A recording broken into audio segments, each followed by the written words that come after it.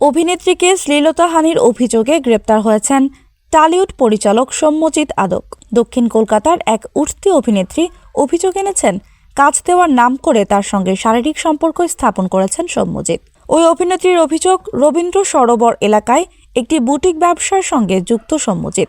কাজ দেওয়ার কথা বলে সেখানেই তাকে ডেকে শারীরিকভাবে হেনস্থা করেন পরিচালক। ভারতীয় গণমাধ্যমের এক প্রতিবেদনে বলা হয়, যদিও টালিউড পরিচালক প্রাথমিকভাবে ওই উঠতি অভিনেত্রীর অভিযোগ অস্বীকার করেছেন। পুলিশ জানিয়েছে, মেয়েটির অভিযোগের ভিত্তিতে এফআইআর দায়েরের পর গ্রেপ্তার করে জিজ্ঞাসাবাদ চলছে। তদন্ত করে দেখা হচ্ছে। সৌম্যজিৎ প্রাথমিকভাবে অভিযোগ অস্বীকার করেছেন। তার কথার সত্যতা তদন্ত করে দেখা হচ্ছে। এফআইআর অনুযায়ী আগস্ট মাস নাগাদ ঘটনাটি ঘটেছে। 4 ডিসেম্বর অভিযোগ দায়ের হয়েছে। সৌম্যজিতের বিরুদ্ধে এমন অভিযোগ এই প্রথম না। এর আগেও সোশ্যাল মিডিয়ায় একাধিকবার একই ধরনের নানা অভিযোগ উঠেছে তার বিরুদ্ধে, তবে পুলিশ কেস হয়নি এর আগে।